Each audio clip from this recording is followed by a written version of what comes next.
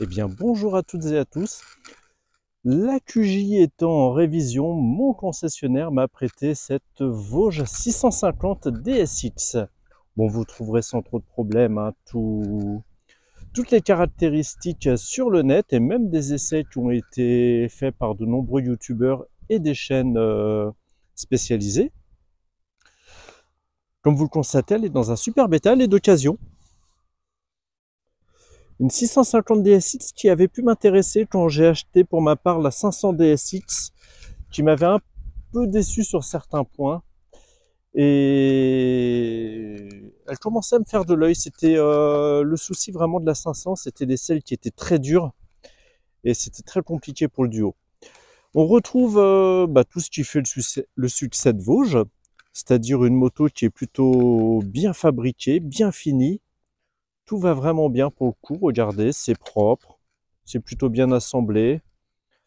Par exemple, une Kawasaki Versys que j'avais possédée en 2016, les intérieurs des carénages étaient très mal finis, mal ébavurés, d'un gris avec un voile de peinture blanc. La Versys était blanche et vous voyez à l'intérieur des carénages un léger voile comme si ça avait envahi un petit peu la machine. Et donc là, pas de souci, c'est vraiment bien fini, les crash bars d'origine. Nous avons le fameux moteur monocylindre Rotax, anciennement Rotax, c'est désormais un moteur long-sein, Vosges 650 qui est éligible au permis A2. Les pneus Scorpion Rally STR, et donc belle moto comme vous le constatez. Voilà, j'ai fait le premier tour pour rentrer chez moi, je suis dans les champs là. Et qu'est-ce que je peux constater?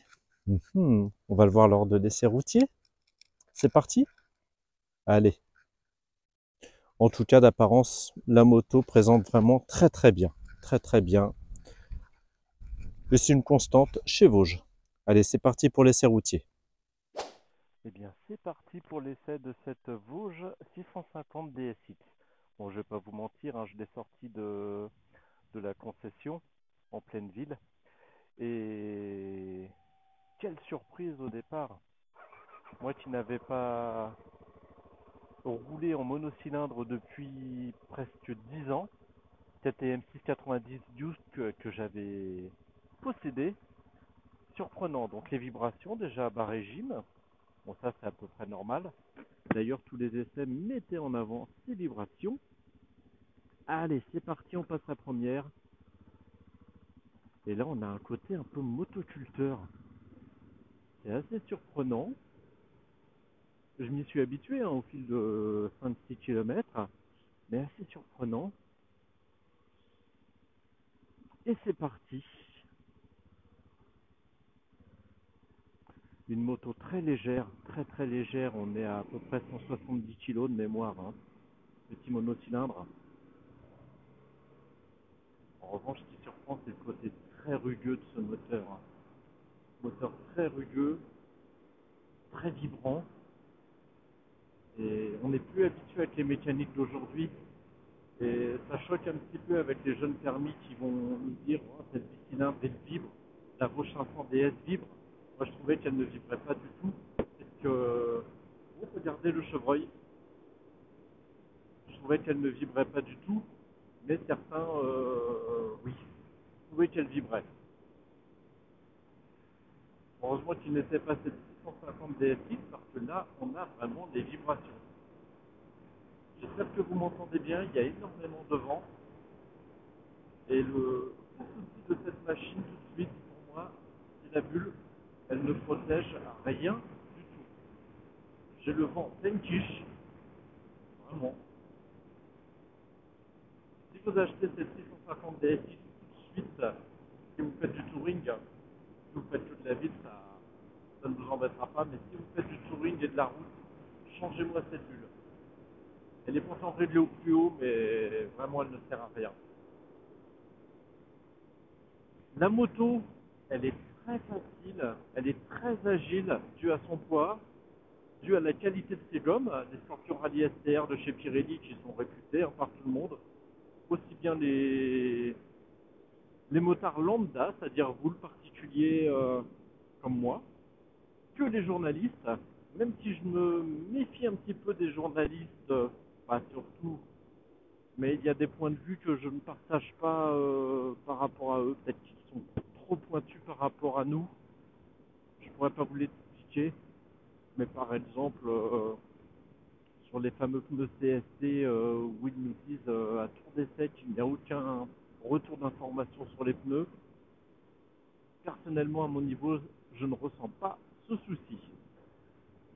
Donc nous sommes en ville, troisième, 3000 tours, ça vibrote, ça vibre tout le temps. De toute façon, dans la selle conducteur, ça vibre.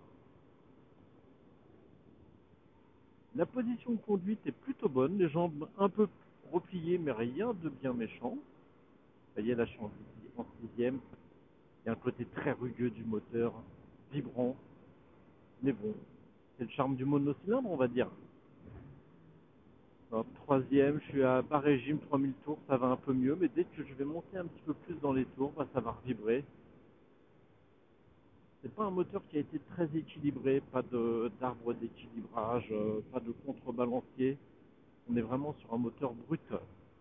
Le fameux Rotax qui avait été utilisé par BMW en version 5 soupapes par cylindre, et là on a une version 4 soupapes.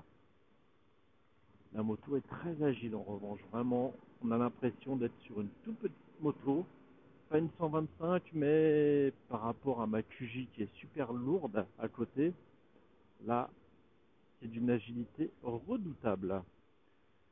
Le confort, bah, ça va être un peu son bémol. La selle est ferme, elle est dure même, c'est un bout de bois, elle épouse bien le fessier, ça je peux le reconnaître, on est bien assis dessus, mais on sent qu'elle est très ferme. Et c'est le souci que j'avais ressenti avec la 500 DS, où j'avais dû faire refaire l'essai, pardon, parce que aussi bien pilote que passager, c'était insupportable pour moi qui fais des road trips.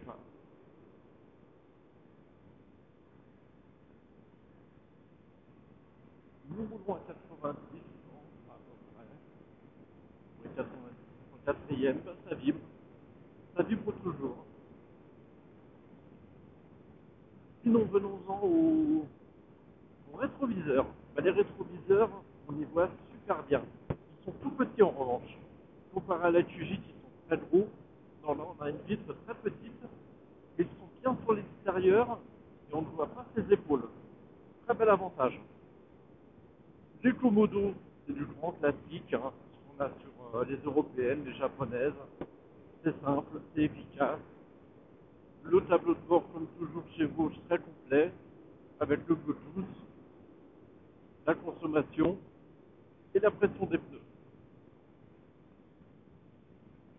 Quand on est sur cette moto, on n'a pas l'impression d'être sur une moto low cost. Tout ça, c'est beau, c'est bien assemblé. Malgré les vibrations, il n'y a pas de bruit de parasite, chose que j'avais pu avoir sur la Vertis 650, qui était un bi, à l'arrêt où les carénages grinçaient, et même en roulant. Sur une moto neuve, ça la fout mal. Là, non. Là, vraiment, aucune vibration, aucun bruit parasite. Vraiment, tout va bien. Je sais pas si vous entendez le bruit, c'est vraiment rugueux, hein. On est presque mieux à bas régime, à 3000, là où c'est plus tranquille, moins de vibrations, moins de bruit, de rugosité dans la sonorité moteur. Est-ce que je vous conseille cette moto? Bah, je ne sais pas. Bah, si, je sais. Cette moto s'adressera à celui qui aime le monocylindre. Et le monocylindre à l'ancienne. Voilà, 2005-3000, il vibre très peu, on est plutôt bien. Mais il y a toujours un petit fourmillement, hein, dans la selle. Donc celui qui adorera le monocylindre, il devrait apprécier cette moto, surtout qu'elle est agile, elle est légère, elle est très bien équipée. La finition, on la connaît chez Vosges, c'est de bonne aloi, vraiment de bonne facture. C'est une marque qui est installée désormais Vosges, donc aucune crainte à acheter ce genre de moto. La consommation à l'ordinateur de bord, c'est mentionné 4 litres. Voilà, c'est raisonnable. Allez, on sort de la ville, on accélère un peu. Et ben, il a de la santé, ce moteur. On a une petite idée. Le tout dans la vibration, c'est la rugueusité. C'est ce que je retiendrai de cette machine. Vibrante, rugueuse, mais oui, agréable. Les suspensions sont restés très dures en revanche. La fourche n'est pas réglable en temps de confort. Le propriétaire précédent, je n'ai pas regardé, il avait dû régler sa suspension assez ferme. Donc, ouais, on sent. Ça tape un peu. J'aurais souhaité un petit peu plus de moelleux. Et bien, ça va être la fin de cet essai. Voilà, une machine pour initier, une machine pour passionner de monocylindre, et peut-être aussi pour faire du off-road. Vous voyez, quand je suis sorti du petit chemin, au début de l'essai, eh ben, je me suis senti bien. Voilà, pas de sensation où je vais glisser, où je vais tomber. Les pneus, ils sont aussi pour quelque chose, mais la machine est bien équilibrée et étant légère, je me sentais bien. Donc je pense que celui qui aime faire du chemin, il va aimer cette machine-là. N'hésitez pas à me dire ce que vous en pensez. Est-ce que vous l'avez possédé? Est-ce que vous l'avez essayé? Est-ce que vous l'avez envisagé? Dites-moi tout ça en commentaire, partagez, mettez le petit pouce bleu qui va avec. Et puis je vous dis à très bientôt pour une autre vidéo.